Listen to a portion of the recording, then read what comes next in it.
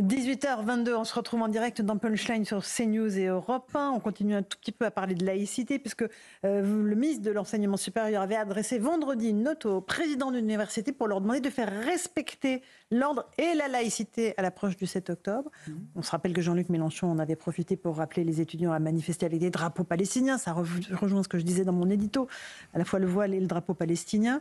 Un appel qui a été entendu, mais par les étudiants de Sciences Po. Écoutez ce sujet de Maëva Lamy.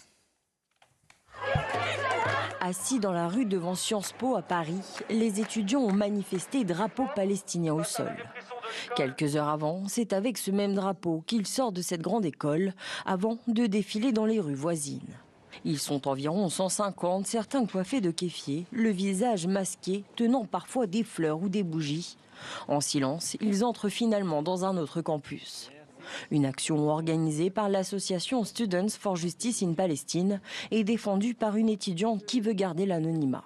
C'était une veillée pour commémorer la mort des civils palestiniens qui sont morts depuis l'année dernière. L'action a été approuvée par l'administration de Sciences Po au départ. Il y a quelques jours, ils ont envoyé un mail pour dire que ce serait mieux de la décaler. Les camarades de SJP, je pense qu'ils ont très bien fait. Ils n'ont pas laissé se faire intimider par l'administration. Le ministre de l'Enseignement supérieur avait réclamé le maintien de l'ordre dans les universités.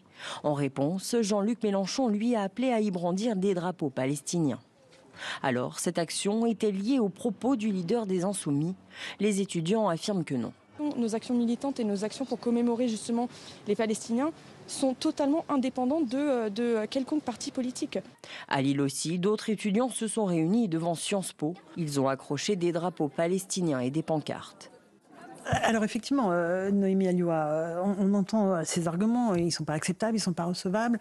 Mais en même temps, ça contribue à faire monter l'antisémitisme. Et c'est pour ça qu'il faut continuer à en parler. Manifestement, mais vous savez, pour revenir sur les propos de Jean-Luc Mélenchon, on se demande pourquoi il est beaucoup plus intéressé par l'identité palestinienne que par l'identité française. Il n'a jamais appelé à sortir les drapeaux français. Il ne s'est jamais soucié de la question identitaire en France, qui pourtant est très difficile.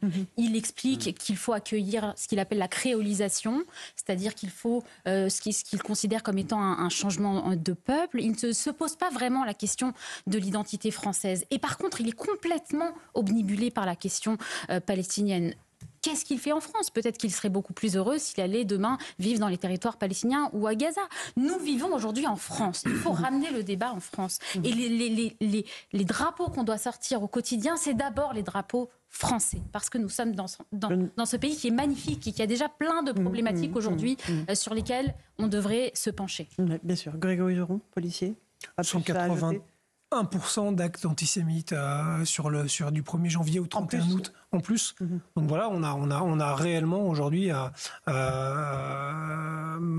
et d'ailleurs ce qu'on voit à l'image le confirme et ça se traduit par sur tous les pans de la société, dans le voisinage, dans les transports en commun, dans nos facultés. On a un discours d'idéologie qui passe et qui est aujourd'hui visible, prégnant, et qui se traduit malheureusement aussi par des actes...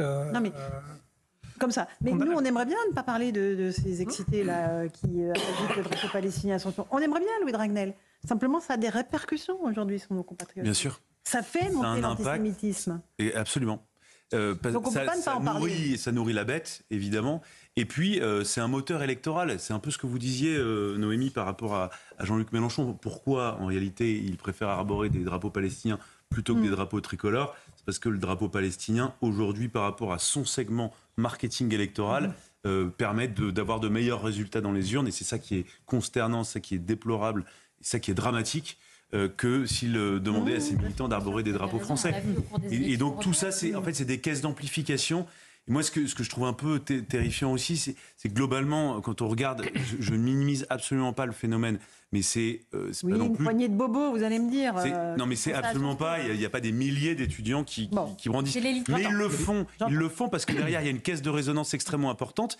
Et c'est comme ça qu'ensuite, ils récupèrent des paquets électoraux de voix. C'est comme ça que Jean-Luc Mélenchon fait 20% des voix. C'est assez magique de dire qu'il n'y a pas de connexion avec le discours de Jean-Luc Mélenchon, ou malheureusement le 7 octobre. Rachel Kahn et Jean-Sébastien Ferjeux. Rachel, c'est juste ces jeunes gens qui se font croire qu'ils sont les leaders les nouveaux leaders des droits de l'homme internationaux, etc. C'est absolument détestable. Par ailleurs, Sciences Po, être étudiant, c'est aller étudier. Et on ne peut pas comprendre ce conflit si on ne retrouve pas le chemin de la bibliothèque.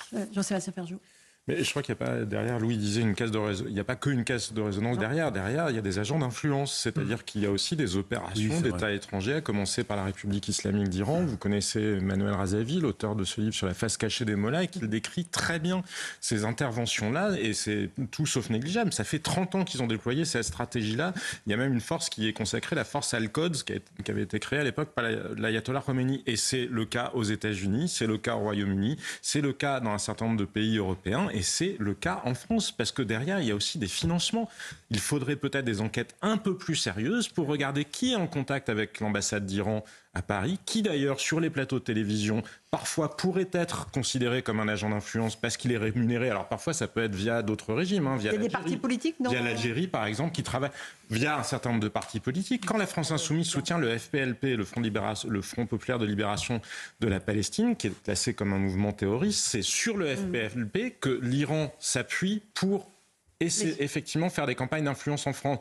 Et vous vous souvenez comme moi, l'année dernière, les Insoumis se battaient pour faire venir des militants du FPLFP dans les universités françaises. Donc arrêtons de croire que tout ça se passe par génération spontanée. Il y a bien sûr des étudiants qui se préoccupent, et c'est parfaitement légitime, du sort et de la cause des Palestiniens, mais bien souvent, c'est autre chose qui se joue en réalité. Dernier mot, Éric Revel ? Oui, regardez par exemple les enseignants qui sont invités à l'Institut de la Boétie, qui est l'Institut de formation de LFI, vous allez voir. C'est absolument hallucinant. Il y avait un prof qui avait été, je crois que c'était un Suédois ou un Norvégien, qui expliquait dans un de ses livres comment faire une bombe, par exemple. Donc, mais non, mais tout ça est documenté. Andreas Malmö. Mais là où il y a un sujet de manipulation, c'est que moi, je suis pas contre qu'on s'empare de sujets comme celui de la Palestine si on pouvait débattre. Si on pouvait débattre, pourquoi pas à l'université ou pourquoi pas dans une école à Sciences Po. Mais comme ils sont manipulés, en fait, ces grands défenseurs de la liberté des autres ne sont pas pour la liberté d'expression. En fait, ils ne veulent surtout pas débattre, ils veulent imposer parce qu'ils sont manipulés, la plupart d'entre eux, pour ça. Colonisation mentale. Exactement. 18h30.